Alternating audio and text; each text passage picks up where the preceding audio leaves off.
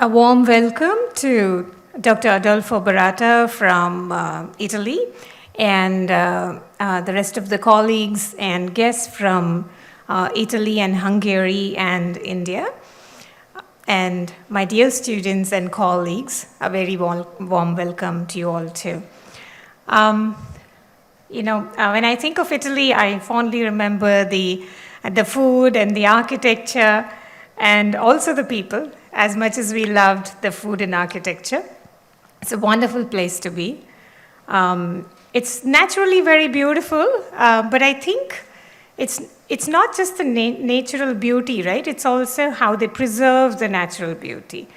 And really the architecture has a soulful experience.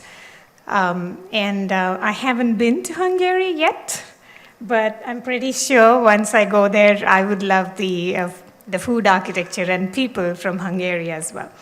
I am truly excited about this International Winter School because it gives a lot of opportunity for different cultures to come together, learn from each other, and collaborate in modeling and exchanging ideas, etc.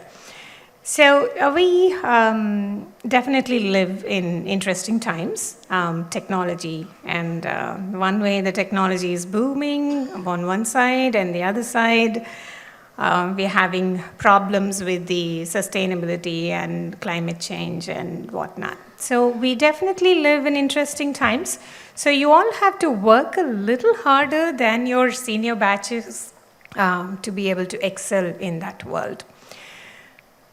So, definitely the students among you who learn about sustainability and green certifications and eco-friendly materials and how best to use them, and have some creative thinking along those lines will have an edge.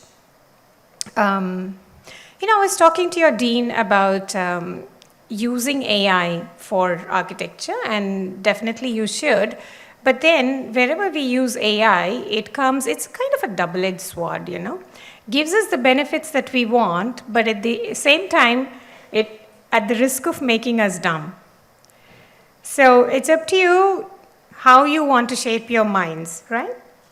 So I think what you ought to do is don't reach out to AI like a clutch, You don't want to just be dependent on AI. You definitely want to, hone your mental abilities and sharpen your brain. That's important. So your dean was saying that we encourage the students to think by themselves first and to prepare the architecture first, and then use AI to optimize those models and architecture. I think that's a great idea to go about it. Do not use AI, okay? You definitely have to use AI, but don't let it be a replacement for your creativity. You're adults enough to figure out how to balance these two things, okay?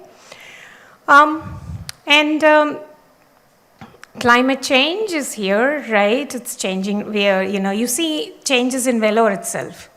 Yeah, we've had a winter like no other winter in Vellore for the first time. And the rains have been pouring every year.